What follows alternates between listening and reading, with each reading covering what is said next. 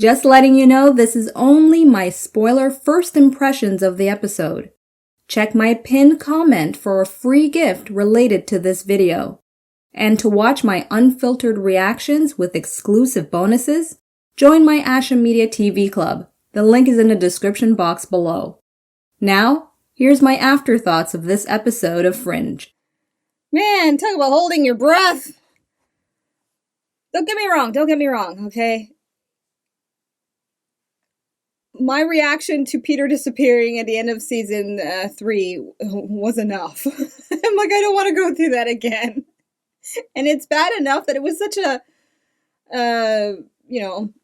odd challenge for me to pick up on obvious clues about the whole thing with Peter and his timeline and getting back to it and all that. I was like, I don't want to see a different spin of that, mainly because of my own ego. I'm like, I won't be able to figure it out even more so.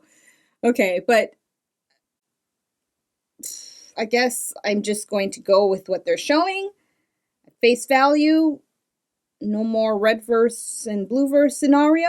I guess this is going to be them just streamlining the whole thing with our prime verse. And that's that for, I guess, keeping the story more simplified. I mean, I'm saying this out loud, but in the back of my head, I'm like, okay, they'll probably find some reason to bridge back to them. Maybe not. Because, I mean, we had a whole season 1. Like, if they're doing what I think they're doing, because it seemed as if that's what the pattern was, where there was so much tiebacks to season 1, that it's almost like you go back to that cycle of just dealing with the one universe. And so that's what I think is happening until further notice. Okay. All right, let's take a look at this episode. And I'll spare you my wacky theories unless I feel it's necessary, because I think it's just premature. Considering how they ended off this episode, I got to see what's going to happen in the next one. And then maybe I'll give you my 2 cents and drive some of you crazy until the last episode, which actually will be episode 19 anyway. Yeah, I forgot about that for a second. Yes, so I guess I'll... Oh, wow, I just realized in this moment how that changes things up. If I'm going to be guessing stuff based on an episode that technically was before all these ones. Oh. Okay. It just really hit me then. They're going to do a crazy twist of something I can't understand. All right. In this moment, you're watching me change the game here.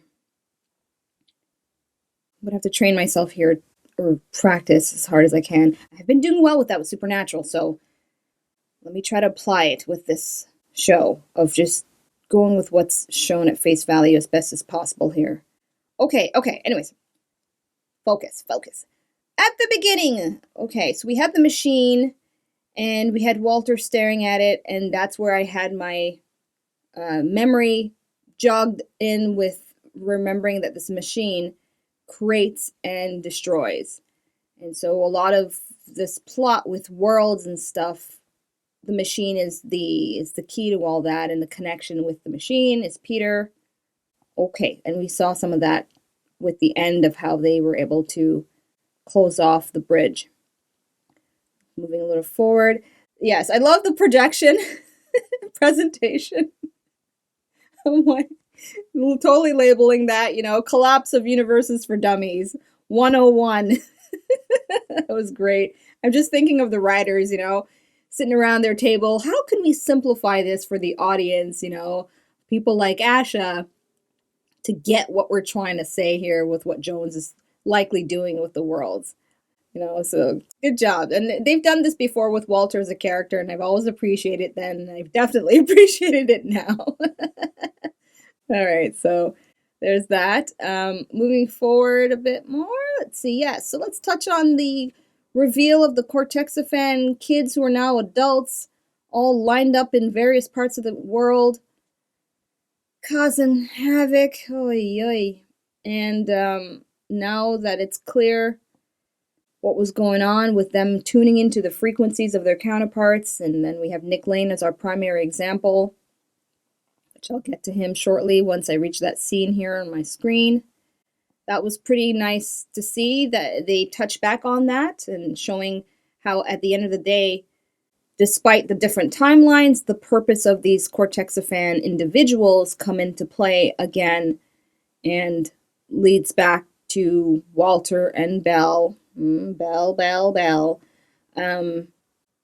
And their initial intentions with these Cortexiphan individuals to fight a war, to be soldiers nonetheless, and it's just depending on what side they're on and the result from that. Really, really appreciated that. At the same time, it's really frightening to see to what level they've reached at this point in time. I mean, goddamn, some serious damage.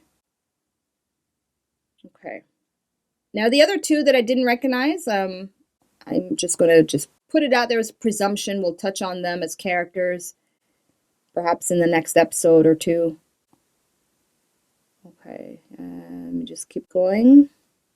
I'm itching to press play on episode 21, but I also want to give a fair recap for myself more than anything, too. Okay, let's touch on the scene here with... No, I already repeat. I don't want to be repetitive about that. But I do want to acknowledge again, because I just thought it was wonderfully done, that moment where Lincoln is talking to, was it Peter? Yes, he's talking to Peter, and you have Lincoln's reflection on the computer. I like that. It was a nice reminder, of the dualities of his character, despite the loss of the one. Okay, bear with me here. Let me just speed up a bit more. Okay, and then we have the scene where Nick, they bring him in, they have the contraption on his head, and I had said out loud, how many people have had something similar like that on their head. I mean, I was counting 4 or 5, thinking of the little boy from season 1. Then we had the other little boy that the one with the Gus. Then we had Christopher Lloyd's character. We had the radio man from season 1. So that's 4. I'm sure there's more. Just they're not coming to mind. But if you have the full count, you're welcome to comment. I'm just saying, like, if Fringe had to be summarized with one piece of equipment, I think that's one, aside from the Doomsday Machine. Right? Okay. Yeah, so that moment here with Olivia tuning into his mind to find where the other Nick Lane was. Nice touch there. Lots of throwbacks to season 1. And it's very intentional. Aside from the Nissan promotion. I know what next car I'm going to consider. I wonder how many people really, if you think about it, sees a car in a TV show and they're like, Nissan or Toyota, like, I guess there are stats about that, right? How much of that advertising really does influence. I mean, I have those stats. It's part of my job, actually, and what I do for a living, but not about car advertisements. Okay, so let's keep going here. Let's touch on this, because I did babble about it, but I'll just summarize my thoughts on it. The whole thing with Olivia trying to convince Nick that he was lied to, that, you're pretty much a pawn in their game. And when they have him seemingly, thankfully, realistically, believe them and join in on their side, and I was like, no, come on, really? I mean, this show's been really good at showing realism, so I just felt like, okay, maybe for the sake of moving the plot forward, they're just going to have it. I was really battling that in my mind. I was like, okay, they're probably just forcing things so things move forward. We're at the end of the season. This usually happens in a general sense with TV shows. But I was like, oh, man. And then I was like, okay, maybe that would be a good way to use him and his abilities to play on their side against Jones.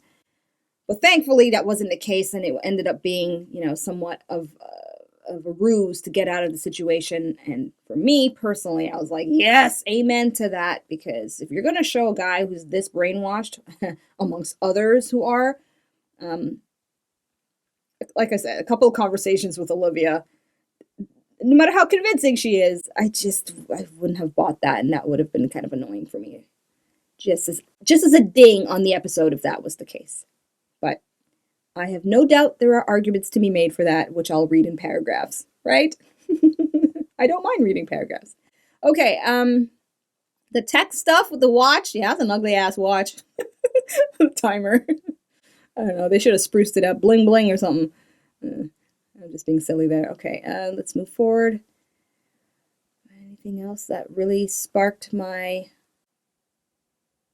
mind on things?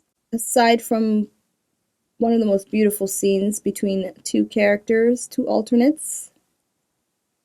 Yeah, okay, yeah. So let me just kind of end things off with Walter and Walter. That was great. It's just great.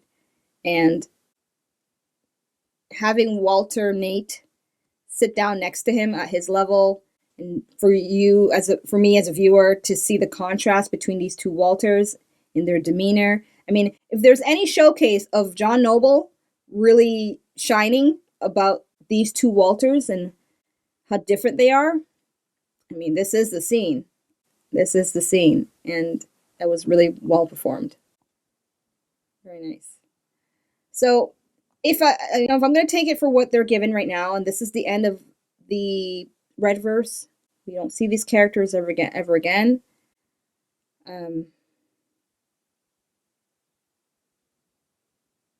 It was a good ride. I mean, Lincoln getting his happy ending with his Olivia. Yeah. That was great. And Peter being able to stay in this universe and he's not disappearing. We're back to the Fringe team. Reminiscent of the first season. Okay, that's what I'm expecting. So for now, there you have it. That's my reaction, my afterthoughts for episode 20. Ashamoji wise, it is a definite 5. 5 Ashamojis through and through. I love the pacing. This is the ideal pacing for this episode because where it needed to be slow and where it needed to be fast and moving and very much entertaining, I thought this episode is I think this episode is a fantastic example of that. I loved it. Yeah. So, if you want access to my full reaction to this episode, uncut, unfiltered, including my paused commentary here and there, as well as bonuses that I share only with my club members, details on joining my club is in the description box below for you. All right, people, I'm going to now get ready to press play on episode 21. So we'll see you in that video. Peace out. Thank you so much for watching. Be sure to subscribe and check out my other videos.